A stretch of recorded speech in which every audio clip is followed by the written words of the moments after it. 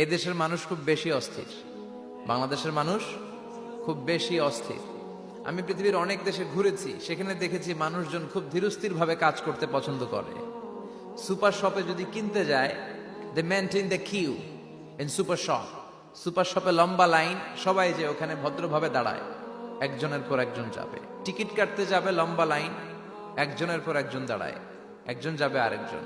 তো ওখানে যদি কোনো বাঙালি থাকে তখন দেখা যায় তার অস্থিরতা। কেন সামনে এত লাইন, এত সময় লাগে কেন, আমি কখন পাবো, আমার কি হবে? অস্থিরতা আছে না নাই? মানে সে পারে না সামনে সবাইকে ডিঙ্গিয়ে আগে যে টাকা পে করবে, আগে যে টিকিট কাটবে। এই অস্থিরতা আমাদের কমাইতে হবে, ধৈর্যশীল হতে হবে। গোটা বিশ্বব্যাপী আমাদের এই বাংলাদেশের মানুষের এই বদনাম যে আমরা অস্থির প্রকৃতির, আমরা ঠান্ডা মাথায় ভাবি না। ঠান্ডা মাথায় ভাবতে হবে, ধৈর্যশীল হতে হবে। ইন্নামা সাবরু ইনদা সাদামাতিল উলা। বিষ্ণু বলেছেন, বিপদের প্রথম ধাক্কায় যে সবর ধারণ করতে পারে সেই তো সবুর। এজন্য বিষ্ণু দোয়া করতেন, আল্লাহুম্মা জাআলনি সাবুরা, আল্লাহ আপনি আমাকে ধৈর্যশীল বানান। ওয়া জাআলনি শাকুরা, আপনি আমার শুকরগুজার বান্দা বানান। বিশ্বনবীর চেয়ে ধৈর্যশীল, বিশ্বনবীর চেয়ে শুকরগুজার পৃথিবীর কেউ আছে? কথা বলেন। এমন তাবৎ কোনো অত্যাচার নাই যে অত্যাচার বিশ্বনবীর উপর করা হয় নাই। বিশ্বনবী মক্কার জামিনে যখন দাওয়াত দিতে লাগলেন, ওনারে পাগল বলা হতো, বলা হতো তুমি পাগল, বলা হতো মুহাম্মদ একটা কবি, বলা হতো মুহাম্মদ হচ্ছে গণক। বিশ্বনবী যখন রুকু দিতেন, সিজদায় চলে যেতেন, উটের পচা নারী ভুরি এনে বিশ্বনবীর কাঁধে ফেলে রাখা হতো।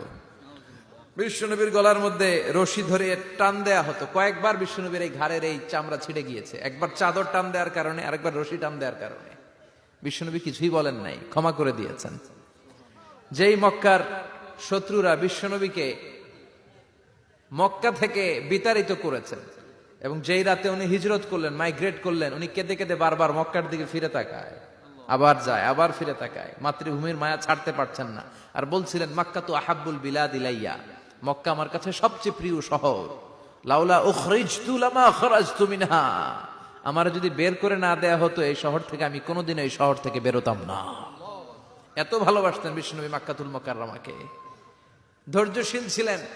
এত অত্যাচার অনাচারের পরে যখন মক্কা বিজয়ের ক্ষণ আসলো, এই মক্কাকে বিশ্বনবীর করতলগত করে দিল কে? ফাতে মক্কা হলো। বিশ্বনবী চাইলে পিছে পিছে প্রতিটা কাফের মুশরিককে শেষ করে দিতে পারতেন, ঠিক কিনা? কিন্তু বিশ্বনবী বললেন, লা তাসরিবা আলাইকুমুল ইয়াউম ইযহাবু আনতুমুত তুলাকা। কোন রিভেঞ্জ চলবে না আজকে, কোনো প্রতিশোধ নাই।